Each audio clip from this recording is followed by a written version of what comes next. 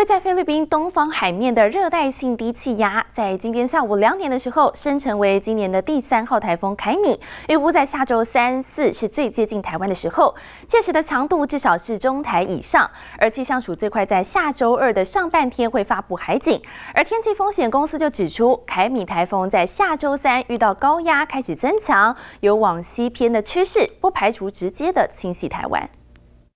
位在菲律宾东方海面的热带性低气压，周六下午2点已经增强为今年第3号台风凯米。气象署预估它将持续往北西方向移动，逐渐通过巴士海峡到琉球海面，后续再往偏西北方向朝台湾北部海面靠近。预计下周3、4最接近台湾，届时的强度至少达到中台以上。气象署最快将在下周2上半天发布海上台风警报。周2这一天，台风它的外围环流逐渐的开始影响北部、东北部以及东部地区，都有不定时的短暂阵雨。周3到周5这段时间呢，是台风影响我们最大的时段，西半部地区、东北部地区